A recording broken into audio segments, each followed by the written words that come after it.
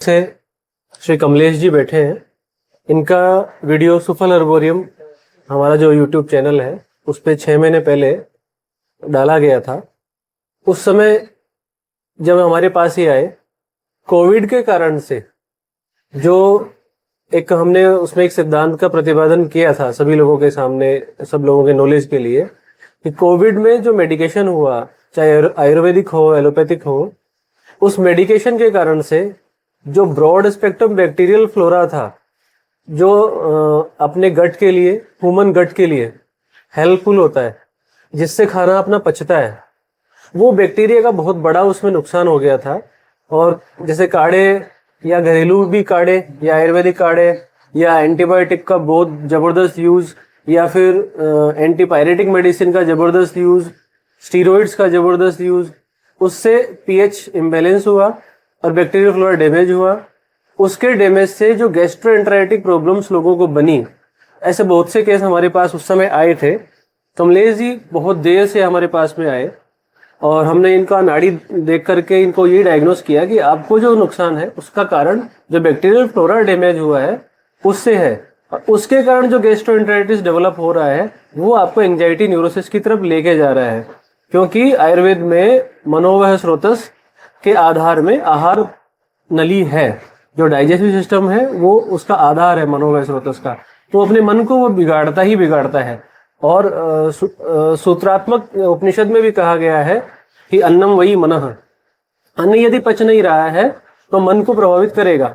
और इनको digestive system भी के कारण से जो परेशानियां हो रही थी वो सारे सिम्टम इनमें थे, और एंजाइटी के सिम्टम, दोनों सिम्टम से ये काफी परेशान थे। और एक बार मैं सिम्टम इनसे रिपीट करवाता हूँ।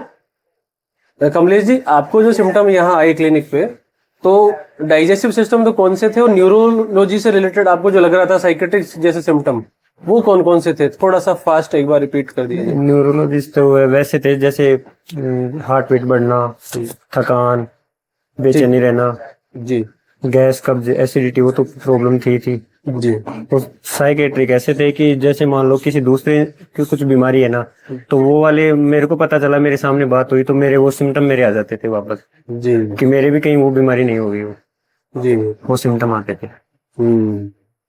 तो इतना मतलब डैमेज हो सकता है, जो बैक्टीरियल फ्लोरा यदि डैमेज हो गया तो वो अपने को मनोवह स्रोतस को भी इतना बिगाड़ सकता है। तो ये शास्त्रीय प्रतिपादन करता है आयुर्वेदीय सिद्धांतों का कि कैसा असर डाइजेस्टिव सिस्टम का मन पे पड़ता है, और साइकेट्रिक सिम्टम आने लग जाते हैं। ये बहुत घबराने लग जाते थे, दूसरे की बीमारी के सिम्टम खुद में महसूस कर लेते थे।